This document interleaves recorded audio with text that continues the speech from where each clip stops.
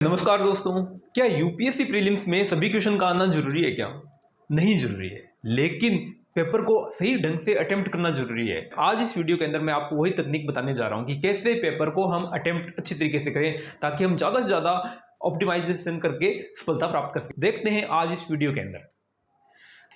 सबसे पहले हमें इजी क्वेश्चन को देखना है। आप सब जब भी पेपर खोलो तो कम से कम यूपीएससी के अंदर 15 से 20 क्वेश्चन इजी क्वेश्चन होते हैं।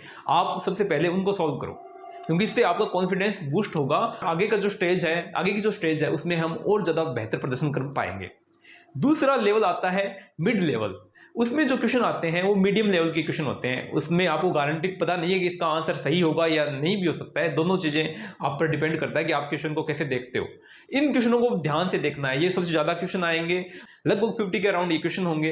इनको ध्यान से हमें देखना पड़ेगा। इस तरीके के क्वेश्चन में अलग अलग स्टेटमेंट पूछी जा सकती है और उन स्टेटमेंट में कुछ अलग अलग वेग वर्ड भी दिए जा सकते हैं, जैसे पूर्णतया, कंप्लीटली। इस तरीके के जो वर्ड हैं उनको थोड़ा सा ध्यान से देखने की जरूरी है। इस तरीके के क्वेश्चन इजीली हो जाएंगे, लेकिन अपने को ये ध्यान में रखना है कि इस तरीके की स्टेटमेंट है या इस तरीके की जो वर्डिंग है इनको थोड़ा सा हमें देखने की जरूरत है। तीसरे टाइप के क्वेश्चन होते हैं 50-50 वाले क्वेश्चन। उसमें लगभग जो आपके पास ऑप्शन होते हैं, 2 ऑप्शन तो क्लियरली गलत मिल जाएंगे आपको, और 2 ऑप्शन में आपको गेसिंग करनी होगी, और गेसिंग भी स्मार्ट गेसिंग करनी पड़ेगी आपको। ऐसे नहीं कि आपने रैंडमली कुछ भी चूज कर लिया, ऐसा नहीं करना है। हमें देखना है कि उस क्वेश्चन को कहीं क्या कोई एनसीईआरटी से रिलेट हो पा रहा है क्या, कोई न्यूज़पेपर से रिलेट हो रहा है क्या, इस तरीके के देख के हम उन क्वेश्चनों को देखना है उसमें।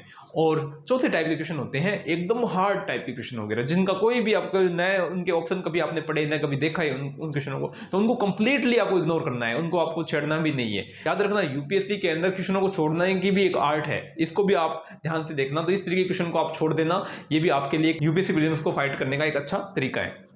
अब बात आती है कि हम कितने क्वेश्चन अटेम्प्ट करें। बार बार एस्पिरेंट ये पूछते हैं कि कितने क्वेश्चन अटेम्प्ट करें। तो दोस्तों, अगर आपकी तैयारी बड़ी स्ट्रांग है, आप लगातार 3-4 सालों से अच्छी तरीके से तैयारी कर रहे हो, तो आप इजीली लगभग 80 to 90 क्वेश्चन अटेम्प्ट करें।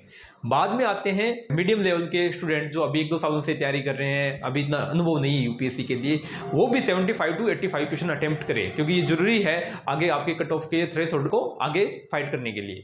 अब बारी आती है जो अभी नए जो स्टूडेंट है, जो एक बार प्रैक्टिस के रूप में यूपीएससी को देख रहे हैं, तो वो ट्राई करें कि जो एकदम क्वेश्चन नहीं आते हैं उनको एकदम अवॉइड करें, जो क्वेश्चन आते हैं उनको पूरा करें, ताकि उनकी प्रैक्टिस बनी रहे।